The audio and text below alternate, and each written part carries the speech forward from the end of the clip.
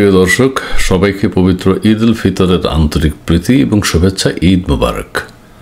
আমাদের মাননীয় উপদেষ্টা আসিফ মাহমুদ সজীব ভূঁইয়ার একটা ভিডিও ভাইরাল হচ্ছে। এক ভিডিওতে দেখা যাচ্ছে তিনি ইমাম সাহেবের কিছুটা পিছনে দাঁড়িয়ে এককভাবে একটা কাতারে নামাজ পড়ছেন, ঠিক আছে। আরেকটা ভিডিওতে দেখা গেছে তিনি সবাই রিকোয়েস্ট করেছে, ইমাম সাহেবও রিকোয়েস্ট করেছে, মুসল্লিরাও রিকোয়েস্ট করেছে যে আপনি ইমাম সাহেবের পাশে দাঁড়ান, ঠিক আছে। তো আমি একটা ভিডিও করেছি যেখানে শুধু দেখা যাচ্ছে যে আসিফ মাহমুদ সাহেব ইমাম সাহেবের পাশে দাঁড়িয়ে নামাজ আদায় করছেন।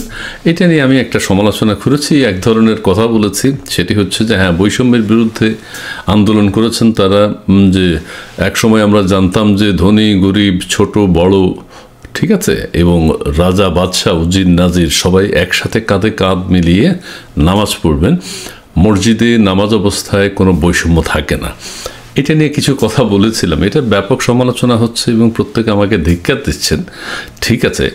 সেটিও ভালো যে ধিক্কার দিচ্ছেন। আমিও জেনেছি যে ইমাম সাহেব এবং মুসল্লিরাও তাকে অনুরোধ করেছেন, সেই জন্য তিনি সামনের কাতারে এসে এককভাবে একটা কাতারে নামাজ পড়ছেন। এখন আমরা যেটা জেনেছি বা প্রত্যেকেই যেটা জানে বা ইসলামী চিন্তাবিদরা যেটা কথা বলেন যে প্রত্যেকে এক সারিতে দাঁড়িয়ে এক কাতারে নামাজ পড়বেন, এটাই নিয়ম। সারা পৃথিবীতে এটাই পালন করা হয়।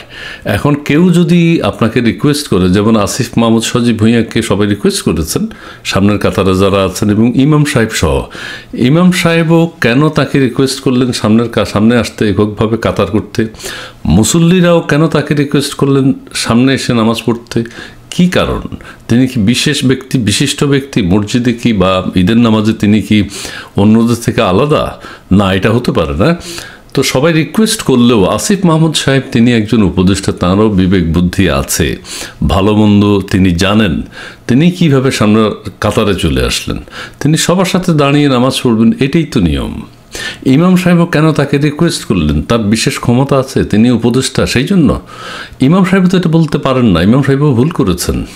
আমার যদি কোনো ভুল হয়ে থাকে আমি সেটার জন্য সরি, কিন্তু আমার মনে হয়, এবং অনেকেই যা বলছেন আমরা ছোটবেলা থেকেই যা জানি এবং অতীত থেকে আমাদের প্রত্যেকের মধ্যেই ধারণাটি আছে যে নামাজ পড়ার সময় ধনী গরিব নির্বিশেষে সবাই একসাথে দাঁড়িয়ে কাঁধে কাঁধ মিলিয়ে নামাজ পড়বেন। রাজা বাদশার এখানে কোনো ভেদাভেদ নেই, ধনী গরিবের এখানে কোনো ভেদাভেদ নেই।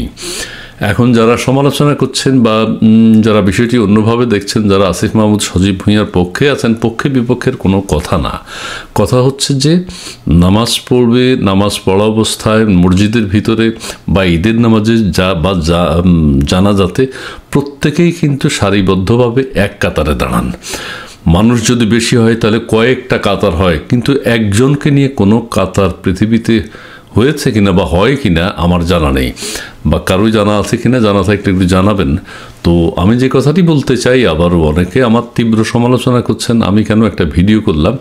এখন এই ভিডিওতে আমি আমার মতামতটা জানালাম যে কেউ রিকোয়েস্ট করলো, কেউ রিকোয়েস্ট যদি করে আপনি আগুনে ঝাঁপ দেন, আমাকে যদি বলা হয়, আমি যদি বুঝে থাকি, একদম শিশু না হই, আমি যদি বুঝে থাকি যে আগুনে ঝাঁপ দেওয়াটা ঠিক হবে না, তাহলে আমি আগুনে ঝাঁপ দেব না।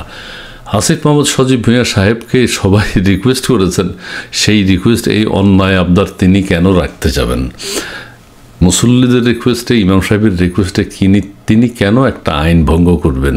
ইসলামের একটা দৃষ্টান্ত, সৌন্দর্য, একটা বিউটি কেন তিনি নষ্ট করবেন?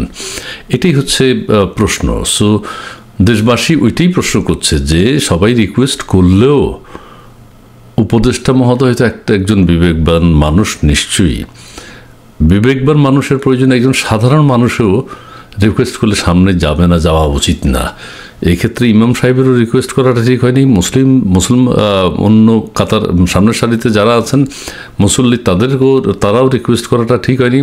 আর সবচেয়ে বড় কথা হলো, সবাই রিকোয়েস্ট করলো, হয়তো অনার করেছে আসিফ মাহমুদ সাহেবকে, কিন্তু আসিফ মাহমুদ সেই অনার রিসিভ করাটা ঠিক হয়নি। ধন্যবাদ।